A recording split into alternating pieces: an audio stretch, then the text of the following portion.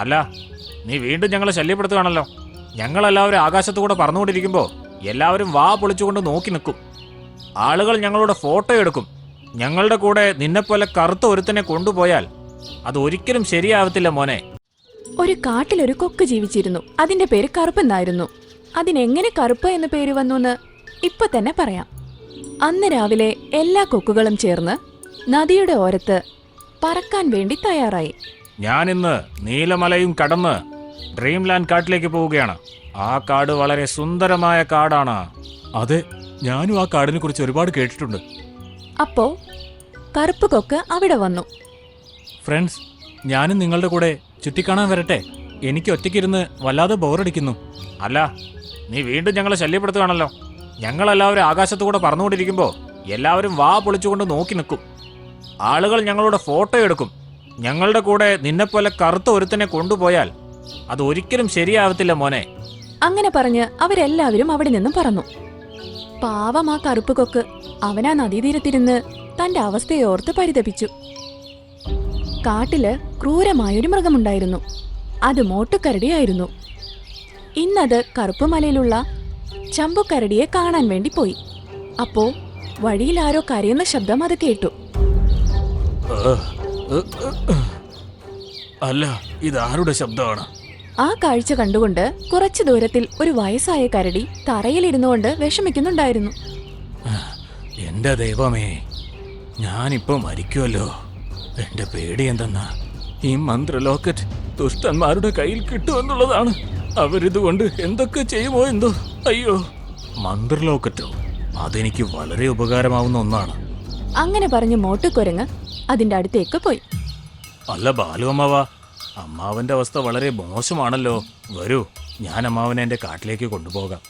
ഞാൻ നിങ്ങളെ നന്നായി നോക്കിക്കോളാം. നിങ്ങള് സമാധാനായിട്ടിരിക്കെ. നീ വളരെ നല്ലവനാണെന്ന് തോന്നുന്നല്ലോ മകനെ. പക്ഷേ എന്റെ സമയമായി മോനെ. എനിക്ക് കഷ്ടപ്പെടാതെ മരിക്കണം. എന്നെ നിന്നെ പോലെ നല്ലവരായ ആളുകളുടെ അടുത്തേക്ക് കൊണ്ടുപോടാ മോനെ. അത് കേട്ട് കരടി മനസ്സിനുള്ളിൽ പറഞ്ഞു, മുത്തച്ഛനെ ഞാൻ പറ്റിച്ചല്ലോ. എനിക്കൊന്നും മനസ്സിലായില്ല മുത്തച്ഛ. എന്റെ കഴുത്തിലുള്ള ഈ ലോക്കറ്റില്ലേ, ഇതണിഞ്ഞുകൊണ്ട് നിന്റെ വലത് കയ്യിലുള്ള വിരൽ കാണിച്ചാൽ നിന്റെ വിരലുകൾ വെടിയുണ്ട പോലെ ചെന്ന് മുമ്പിലുള്ളത് ആരൊക്കെയായിരുന്നാലും അവരുടെ ശരീരത്തിൽ അത് തറയ്ക്കും. അയ്യോ, ഇത് വളരെ ആപത്തുള്ളതാണല്ലോ. അതെ, അതുകൊണ്ട് ഞാൻ ആലോചിക്കുന്നത്, ഞാൻ മരിച്ചു കഴിഞ്ഞാൽ ഇത് നീ നിന്റെ കയ്യിൽ വെക്കണം. ഇതുകൊണ്ട് മൃഗങ്ങളെ വേട്ടക്കാരിൽ നിന്ന് രക്ഷപ്പെടുത്തി കാടിന്റെ നന്മയ്ക്ക് വേണ്ടി ഉപയോഗിക്കണം. നിങ്ങൾ പറഞ്ഞതുപോലെ ചെയ്യാം. ഇങ്ങനെ പറഞ്ഞ വയസ്സായ കരടി 2 തവണ അന്ത്യശ്വാസം വലിച്ചു മരിച്ചുപോയി. മോട്ടുകരടി വലിയ സന്തോഷത്തിൽ അതിന്റെ കഴുത്തിലിരുന്ന ലോക്കറ്റ് എടുത്ത് തന്റെ കഴുത്തിലിട്ടു. കുറച്ചു കഴിഞ്ഞ് അത് കാട്ടിലേക്ക് തിരിച്ചു വന്നതും ആ കാഴ്ച കണ്ട് 2 നരികൾ അവനെതിരെ നിൽക്കുന്നുണ്ടായിരുന്നു. അവർക്ക് നടുവിൽ ഒരു മീൻ വീണ് കിടപ്പുണ്ടായിരുന്നു. ഇത് എന്റേതാ? അല്ല, ഇത് എന്റേതാ. ഇതാദ്യം കണ്ടത് ഞാനാ. അതുകൊണ്ട് ഞാനാ ഇത് എടുക്കുന്നത്. ഇപ്പൊ ഇവിടെ മോട്ടുകരടി വന്നിരിക്കുന്നു. ഞാനിത് കഴിച്ചോളാം. ഡാ, നിനക്കെന്താ ബുദ്ധി ഒട്ടുമില്ലേ? ഞാൻ നിന്നെ ചെയ്യുന്നത് എന്താന്ന് കണ്ടോ? അങ്ങനെ പറഞ്ഞ് 2 പേരും അതിനെ ആക്രമിക്കാൻ തുടങ്ങി. അങ്ങനെ ഇരിക്കെ മോട്ടു അതിന്റെ വിരൽ നീട്ടി. അങ്ങനെ നീട്ടിയപ്പോൾ തന്നെ 2 ആണിവിരലുകൾ പുറത്തേക്ക് വന്ന് അവരുടെ 2 പേരുടെയും ശരീരത്തിലേക്ക് കുത്തിക്കയറി. ഇനി എന്നെ ആക്രമിക്കാൻ വരുന്നതിന് മുമ്പ് 100 തവണ നീ ആലോചിക്ക്. അതിനുശേഷം അവൻ മീനെടുത്ത് വായിൽ വെച്ചു. അവർ ഏറെ വിഷമിച്ച് അവിടെ നിന്നും പോയി. അതിനുശേഷം അല്പസമയം കഴിഞ്ഞ് ആ കറുപ്പ് കൊക്ക് അവരുടെ അടുത്ത് വന്ന് അവരെ കണ്ടപ്പോൾ അതിന്റെ ചുണ്ടുകൊണ്ട് ശരീരത്തിലുള്ള ആണി പുറത്തെടുത്തു. കറുപ്പ് കൊക്ക്, ഇതുവരെ നിന്നെ ഞങ്ങൾ കൂട്ടുകാരനായി കണ്ടിട്ടില്ലായിരുന്നു. എന്നിരുന്നാലും നീ ഞങ്ങളോട് ദയവായി പൊറുക്കണം. അതൊന്നും കുഴപ്പമില്ല. ഞാൻ ഒറ്റയ്ക്കിരുന്നിരുന്ന് അത് ശീലമായി. ഇനി നീ ഒറ്റയ്ക്കിരിക്കേണ്ട ആവശ്യമില്ല. ഞങ്ങൾ എല്ലാവരും നിന്റെ കൂടെ ഉണ്ടാവും. അന്നു മുതൽ അവർ നല്ല സുഹൃത്തുക്കളായി. ഇപ്പോ കൊക്കും അവരുടെ കൂടെയുണ്ട്. എന്നാൽ ഇതേ സമയം മോട്ടുകുരങ്ങന്റെ ക്രൂരതകൾ ആർക്കും തടുക്കാനായില്ല. ഒരു നാൾ സിംഹരാജാവിന്റെ സഭ നടക്കുന്ന സമയത്ത് അത് നേരെ അങ്ങോട്ട് പോയി. സിംഹരാജാവ് പാറയുടെ പുറത്താണ് നിന്നിരുന്നത്. എല്ലാ മൃഗങ്ങളും ചുറ്റുമുണ്ടായിരുന്നു. സിംഹം, ഇനി നീ കാട് ഭരിക്കുന്നത് നിർത്തിക്കോ. ഇല്ലെങ്കിൽ ഞാൻ നിന്നെ ജീവനോടെ വിടില്ല. ഹ, നിനക്കെന്താ ഭ്രാന്ത് പിടിച്ചോ? നീ എന്താണ് ഈ പറയുന്നത്? നിനക്കെന്നെ എന്ത് ചെയ്യാൻ കഴിയും? നിനക്കിനി ഞാനത് കാണിച്ചു തരണമല്ലേ? അങ്ങനെ പറഞ്ഞ് ആനയ്ക്കെതിരെ അത് വിരൽ നീട്ടിയ ഉടനെ ആനയുടെ തുമ്പിക്കൈയിലും വയറ്റിലും നെഞ്ചിലുമെല്ലാം വിരലിൽ നിന്നുള്ള ആണി കുത്തിക്കയറി. ഇത് കണ്ട എല്ലാ മൃഗങ്ങളും ഒരുപാട് ഭയന്നുപോയി. അവരുടെ എല്ലാവരുടെയും മുഖത്ത് ഭയം നെള്ളിക്കുന്നുണ്ടായിരുന്നു. എന്താണിത്? അതിന്റെ വിരലിൽ നിന്ന് ആണി എങ്ങനെ പുറത്തു വന്നു? ഇനി പറയൂ, എല്ലാവരും എന്നെ തലവനായി സ്വീകരിക്കുന്നോ അതോ എല്ലാവരും ചാകുന്നോ? ഞങ്ങൾ സിംഹരാജനെ അല്ലാതെ ആരെയും രാജാവായി സ്വീകരിക്കില്ല. അങ്ങനെയാണല്ലേ, എന്നാ പിടിച്ചോ. അങ്ങനെ പറഞ്ഞ് അത് മൃഗങ്ങൾക്കെതിരെ വിരൽ നീട്ടാൻ തുടങ്ങി. അതിന്റെ വിരലിൽ നിന്നും ആണികൾ പുറത്തേക്ക് വന്നു. എന്നാൽ അപ്പോൾ കറുപ്പ് കൊക്ക് അവിടേക്ക് വന്നു. എല്ലാ ആണിയും അതിന്റെ ശരീരത്തിൽ ചെന്ന് കയറി. നീ എവിടുന്ന് വന്നു? നിനക്കെന്താ ചാകാൻ അത്രയ്ക്ക് ആഗ്രഹമാണോ? കറുപ്പ് കൊക്ക് വേദന സഹിക്കാനാവാതെ കരഞ്ഞുകൊണ്ടിരുന്നപ്പോൾ മോട്ടുകരടി മറ്റു മൃഗങ്ങളെ ആക്രമിക്കാൻ തുടങ്ങി. അപ്പോൾ കറുപ്പ് കൊക്ക് വീണ്ടും മുന്നോട്ട് വന്നു. അതിന്റെ ചിറകുകൾ വിടർത്തി. ആണി മറ്റുള്ളവരിലേക്ക് എത്താത്ത വിധം തടഞ്ഞു നിർത്തി. പാവം കൊക്കിനൊട്ടും വയ്യാതായി. എന്തിനാ അവരെ രക്ഷിക്കാൻ വേണ്ടി നീ നിന്റെ ജീവൻ തന്നെ പണയം വെക്കുന്നത്? നിന്നെ അവർ കൂട്ടുകാരനായിട്ട് കണ്ടിട്ട് പോലുമില്ലല്ലോ. കുഴപ്പമില്ല, എനിക്ക് എന്ത് സംഭവിച്ചാലും അവരെ ഞാൻ തീർച്ചയായും സംരക്ഷിക്കും. അവർക്ക് എന്നെ ഇഷ്ടമില്ലെങ്കിലും കുഴപ്പമില്ല. അങ്ങനെ പറഞ്ഞ കറുപ്പ് കൊക്ക് അതിന്റെ ജീവൻ പോലും വകവയ്ക്കാതെ പോരാടാൻ തുടങ്ങി. കുറെ സമയം അതിന്റെ ശരീരത്തിൽ ആണി തറഞ്ഞതുകൊണ്ട് ഒട്ടും വയ്യാതായി. അപ്പോഴാ കൊക്ക് നേരെ കരടിയുടെ കഴുത്തിലിരിക്കുന്ന ലോക്കറ്റ് എടുത്ത് ആ ലോക്കറ്റ് വളരെ ദൂരത്തേക്ക് എറിഞ്ഞു. ഇല്ല, എന്റെ ലോക്കറ്റ്. അപ്പോൾ കൊക്കിന് മനസ്സിലായി ആ ലോക്കറ്റിൽ എന്തോ ഒരു വിദ്യ ഒളിച്ചിരിപ്പുണ്ടെന്ന്. ഉടനെ ആ ലോക്കറ്റ് അവിടെ നിന്നും കൊണ്ടുപോയി അടുത്തുണ്ടായിരുന്ന നദിയിലേക്ക് എറിഞ്ഞു. വേണ്ട,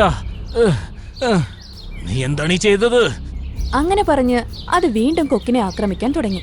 എന്നാൽ മൃഗങ്ങളെല്ലാവരും കാണുന്നുണ്ടായിരുന്നു. അതിന്റെ കയ്യിൽ നിന്ന് മാണിയൊന്നും വരുന്നില്ല. അത് വെറും കൈയോടെയാണ് പൊരുതിക്കൊണ്ടിരിക്കുന്നത്. എല്ലാ മൃഗങ്ങളും ചേർന്ന് മോട്ടുവിനെ അടിക്കാൻ തുടങ്ങി. മോട്ടുവിന് ഒരുപാട് പരിക്കുകളുണ്ടായി. അതിനുശേഷം സിംഹരാജൻ കുതിച്ചു വന്ന് മോട്ടുവിനെ തൂക്കിയെറിഞ്ഞു. ഇതേ സമയം കറുപ്പ് കൊക്ക് വേദന കൊണ്ട് പുളയുകയായിരുന്നു. അപ്പോൾ എല്ലാ കൊക്കും അവിടേക്ക് വന്നു. എല്ലാവരും കറുപ്പ് കൊക്കിന്റെ അടുത്തേക്ക് വന്നു നിന്നു. ഞങ്ങൾ ഈ സഹോദരനുമായിട്ട് ഇതുവരെ നല്ല സൗഹൃദത്തിലായിരുന്നില്ല. എന്നാൽ ഇന്ന് അവന്റെ ജീവൻ പണയം വെച്ച് ആരും അടിമയാവാതിരിക്കാൻ വേണ്ടി വലിയ സഹായമാണ് ചെയ്തത്. അങ്ങനെ പറഞ്ഞ എല്ലാ കൊക്കുകളും കറുപ്പ് കൊക്കിന്റെ ശരീരത്തിലുള്ള ആണി പുറത്തേക്കെടുത്തു. അതിന്റെ ശരീരത്തിൽ നിന്നും ഒരുപാട് രക്തം പോയിരുന്നു. എനിക്ക് തോന്നുന്നില്ല ഞാൻ പഴയതുപോലെ ആവുമെന്ന്. അങ്ങനെ ഒന്നും സംഭവിക്കില്ല കൊക്കെ. എനിക്ക് ചില വൈദ്യമരുന്നുകളെ കുറിച്ച് നന്നായി അറിയാം. അതുകൊണ്ട് എല്ലാം ഭേദമാകും. ഞാൻ ഇപ്പൊ തന്നെ പോയി അതെല്ലാം എടുത്തോണ്ട് വരാം. നിനക്ക് പൂർണ്ണമായും ഭേദമാകുന്നതുവരെ കാട്ടിലെ എല്ലാ മൃഗങ്ങളും നിന്നെ പരിചരിക്കാനായി നിന്റെ കൂടെ ഉണ്ടാകും. എല്ലാ മൃഗങ്ങളും കറുപ്പ് കൊക്കിനോട് മാപ്പപേക്ഷിച്ചു. അതിനെ ചികിത്സിക്കാനായി തുടങ്ങി. മോട്ടുകുരങ്ങ് എല്ലാ ദിവസവും അതിന് മരുന്ന് കൊടുക്കാൻ തുടങ്ങി. കുറച്ചു ദിവസം കൊണ്ട് തന്നെ കറുപ്പ് കൊക്കിന്റെ അസുഖം ഭേദമായി. അന്നു മുതൽ കറുപ്പ് കൊക്ക് കാട്ടിലുള്ള എല്ലാവരുടെയും പ്രിയപ്പെട്ടവനായി. ഇപ്പോൾ അവന്റെ ജീവിതവും മറ്റു മൃഗങ്ങളെ പോലെ തന്നെ വളരെ സന്തോഷമുള്ളതായി തീർന്നു. ഇല്ലമ്മേ, അമ്മ പോയി കഴിഞ്ഞാൽ എന്നെ ഇനി ആര് സ്നേഹിക്കും? ആരെന്റെ തെറ്റുകൾ തിരുത്തും? അമ്മേ, പോകല്ലേ അമ്മേ, അമ്മേ, അമ്മേ. ചിന്തു ഏങ്ങി ഏങ്ങി കരയാൻ തുടങ്ങി. ഒരു വനത്തിനുള്ളിൽ എല്ലാവരും സുഖമായി ജീവിച്ചിരുന്നു. അവിടെ എല്ലാ ജീവജാലങ്ങളും ഒരുമിച്ച് താമസിച്ചിരുന്നു. കാടിനടുത്തായി ഒരുപാട് വെള്ളമുള്ള ഒരു കുളവും ഉണ്ടായിരുന്നു. ആ കുളത്തിൽ അരയന്നവും തവളയും മീനുകളും പിന്നെ മറ്റു ചില ജീവജാലങ്ങളും ഉണ്ട്. അവരെല്ലാവരും ഒരുമിച്ചായിരുന്നു. അവരുടെ കൂടെ തന്നെ മണ്ടു എന്നൊരു മുതലയുമുണ്ട്. അവൻ വളരെ അഹങ്കാരിയായിരുന്നു. വെള്ളത്തിന്റെ രാജാവ് അവനാണെന്നാണ് അവൻ പറയുന്നത്. അവനിങ്ങനെ എല്ലാവരോടും പറയും. ഒരു ദിവസം ഒരു കുരുവി മരത്തിലിരുന്ന് പഴം കഴിക്കുകയായിരുന്നു. അപ്പോൾ ആ പഴം അബദ്ധത്തിൽ കുളത്തിലേക്കും വീണു. പിന്നെ എന്താകാനാ? ഇത് കണ്ടതും മണ്ടു മുതലയ്ക്ക് ഒട്ടും ഇഷ്ടമായതേയില്ല. അവൻ കുരുവിയെ നോക്കി അലയ്ക്കാൻ തുടങ്ങി. പാവം കുരുവി അവിടെ നിന്നും പറന്നുപോയി. കുരുവി പോയതിനു ശേഷം ബണ്ടു കരടി വെള്ളം കുടിക്കാൻ വന്നു. അവനെ കണ്ട് മണ്ടു പറഞ്ഞു, ബണ്ടി, നീ നിന്റെ വാ കൊണ്ട് എന്റെ കുളം വൃത്തികേടാക്കുന്നു. നീ നിന്റെ വൃത്തികെട്ട വായും കൊണ്ട് ഇവിടെ നിന്നും പൊയ്ക്കോ. മണ്ടുച്ചേട്ടാ, ഈ കുളം നിങ്ങളുടേത് മാത്രമല്ല, ഇത് മുഴുവൻ കാടിൻ്റെതുമാ. അല്ല, ഇത് എന്റേത് മാത്രമാ. നിങ്ങൾ എല്ലാവരും എന്റെ കുളത്തിലേക്ക് വെള്ളം കുടിക്കാൻ വന്ന് ഇതിന്റെ മഹത്വം നശിപ്പിക്കുന്നു.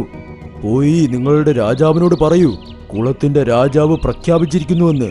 ഇനി ആർക്കെങ്കിലും കുളത്തിൽ നിന്നും വെള്ളം കുടിക്കണമെങ്കിൽ അതിന് തക്കതായ പ്രതിഫലം തരണമെന്ന്. ഇനി അങ്ങനെ തന്നില്ലെങ്കിൽ അവരെ വെള്ളം കുടിക്കുന്നതിൽ നിന്നും ഞാൻ തടയും. പിന്നെ എന്താകാൻ, പാവം എല്ലാ മൃഗങ്ങളും വെള്ളം കുടിക്കുന്നതിന് മുൻപ് പ്രതിഫലം തേടാൻ തുടങ്ങി. ആരെങ്കിലും മണ്ടുവിന് പഴങ്ങൾ എന്തെങ്കിലും കൊണ്ടുവന്നാൽ അവരെ മാത്രം കടത്തിവിടും.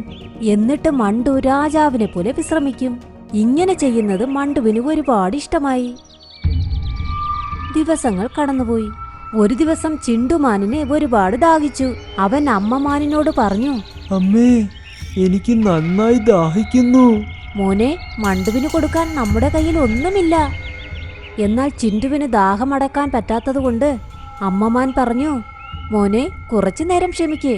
ഇരുട്ടാകുമ്പോൾ കുളത്തിലേക്ക് പോകാം, അപ്പോൾ വെള്ളം കുടിക്കാം. ഇരുട്ടായപ്പോൾ രണ്ടുപേരും കുളത്തിനടുത്തേക്ക് പോയി. ചിണ്ടു ശബ്ദമുണ്ടാക്കാതെ വെള്ളം കുടിക്കാൻ തുടങ്ങി. പെട്ടെന്ന് വെള്ളത്തിന് അനക്കം വന്നപ്പോൾ മണ്ടു ഉറക്കമെഴുന്നേറ്റു. ചിണ്ടുവിനെ അവിടെ കണ്ടതും മണ്ടുവിന് ദേഷ്യം വന്നു. എടാ, നിനക്ക് എന്ത് അഹങ്കാരമാ? വെള്ളത്തിന്റെ രാജാവിന്റെ പക്കൽ നിന്നും വെള്ളം കട്ടുകുടിക്കാൻ നോക്ക്, നിന്നെ എന്തു ചെയ്യാൻ പോകുന്നെന്ന്. അങ്ങനെ മണ്ടു ചിണ്ടുമാനിന് നേരെ ചാടി വന്നു. ഇതെല്ലാം അമ്മമാൻ കാണുന്നുണ്ടായിരുന്നു. മണ്ടു ചിണ്ടുവിന് നേരെ ചാടുന്നത് കണ്ടതും അമ്മമാൻ ഇടയിൽ ചാടി. അവൾ ചിണ്ടുവിനെ രക്ഷിച്ചു. എന്നാൽ മണ്ടുവിന്റെ പല്ലുകളിൽ അവൾ അകപ്പെട്ടു. ഇത് കണ്ട് ചിണ്ടു ഉറക്കെ ഉറക്കെ കരയാൻ തുടങ്ങി. അവന്റെ നിലവിളി കേട്ട് അടുത്തുള്ള എല്ലാ മൃഗങ്ങളും ഒത്തുകൂടി. അമ്മമാനിനെ അവൻ വിട്ടു. എന്നാൽ നന്നായി മുറിഞ്ഞിരുന്നു. വേദന മാനിന് സഹിക്കാനേ പറ്റിയിരുന്നില്ല. പ്രയാസത്തോടെ അമ്മമാൻ പറഞ്ഞു, ചിണ്ടുമോനെ, നീ സൂക്ഷിക്കണം. എനിക്കിപ്പോൾ വിട പറയാനുള്ള സമയമായി. ഇല്ലമ്മേ, അമ്മ പോയി കഴിഞ്ഞാൽ എന്നെ ഇനി ആര് സ്നേഹിക്കും? ആരെന്റെ തെറ്റുകൾ തിരുത്തും? അമ്മേ, പോകല്ലേ അമ്മേ, അമ്മേ, അമ്മേ. ചിണ്ടു ഏങ്ങി ഏങ്ങി കരയാൻ തുടങ്ങി. അപ്പോൾ അമ്മമാൻ പറഞ്ഞു, ചിണ്ടുമോനെ, ഞാൻ എന്നും നിന്റെ ഒപ്പം തന്നെ കാണും. നിന്നെ ഞാൻ ഒരിക്കലും തനിച്ചാക്കില്ല. അങ്ങനെ ചിണ്ടുവിനെ അനുഗ്രഹിച്ചതിനു ശേഷം അവൾ എന്നേക്കുമായി അവളുടെ കണ്ണുകൾ അടച്ചു. ചിണ്ടു ഒരുപാട് വിഷമിച്ചു. എല്ലാവരുടെയും കണ്ണുകൾ നിറഞ്ഞു. ഒരു ദിവസം ചിണ്ടു ഭക്ഷണം അന്വേഷിച്ച് നടക്കുകയായിരുന്നു.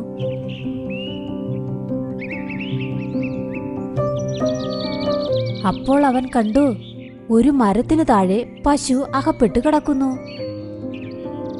അപ്പോൾ ചിണ്ടു പറഞ്ഞു, ഞാൻ ആനമാമന്റെ അത്രയും ശക്തിശാലിയായിരുന്നെങ്കിൽ ഈ മരം ഞാൻ നിഷ്പ്രയാസം കളയുമായിരുന്നു. ഞാൻ എങ്ങനെ ഈ മരമെടുത്ത് കളയും? അവൻ ഇപ്രകാരം പറഞ്ഞപ്പോൾ ആ മരം തന്നെത്താനെ അവിടെ നിന്നും മാറി. ഇത് കണ്ട് ചിണ്ടു ഒരുപാട് അത്ഭുതപ്പെട്ടു. അപ്പോൾ അവന്റെ അമ്മ അവനോട് പറഞ്ഞത് അവൻ ഓർത്തു. അവനും മനസ്സിലായി, ഇതെല്ലാം അമ്മമാനിന്റെ അനുഗ്രഹം കൊണ്ടാണെന്ന്. പിന്നെ എന്താകാന്, ചിണ്ടു കാട്ടിലുള്ള എല്ലാ മൃഗങ്ങളെയും സഹായിക്കാൻ തുടങ്ങി. ഒരിക്കൽ നല്ലൊരു ഭൂകമ്പം വന്നു. അതുകാരണം കല്ലുകൾക്ക് അനക്കം സംഭവിച്ചു.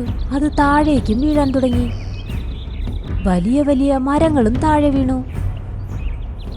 എന്നാൽ ഭൂകമ്പം വന്നപ്പോൾ എല്ലാ മൃഗങ്ങളും തമ്മിൽ തമ്മിൽ സഹായിക്കാൻ തുടങ്ങി. ചിണ്ടുവും മായാജാലത്തിലൂടെ വലിയ വലിയ മരങ്ങളും മാറ്റിയിട്ടു. പെട്ടെന്ന് കുളത്തിൽ നിന്ന് ആരോ കരയുന്ന ശബ്ദം അവൻ കേട്ടു. പോയി നോക്കിയപ്പോൾ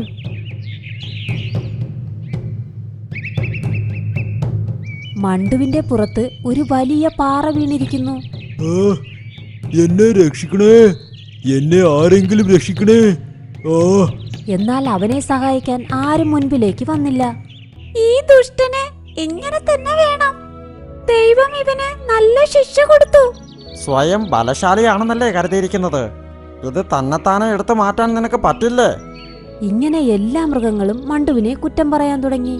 എന്നാൽ അവനെ ആരും സഹായിക്കാൻ പോയില്ല. അപ്പോൾ ചിൻഡു അടുത്തേക്ക് പോയി മായാജാലത്തിലൂടെ പാറയെടുത്തു മാറ്റി. ഇത് കണ്ട് മണ്ടുവിന് അവന്റെ തെറ്റ് മനസ്സിലായി. അവൻ പറഞ്ഞു, ചിൻഡു, ഞാൻ കാരണമാണ് നിന്റെ അമ്മ നിന്നെ വിട്ടു പോയത്. എന്നിട്ടും നീ എന്നെ ഇന്ന് രക്ഷിച്ചു. ആ, നിന്റെ ഈ നല്ല മനസ്സ് കണ്ടപ്പോൾ ഇനി ഞാൻ ഒരിക്കലും ആരെയും ബുദ്ധിമുട്ടിക്കില്ല. ഇങ്ങനെ മണ്ടു എല്ലാ മൃഗങ്ങളോടും മാപ്പ് പറഞ്ഞു.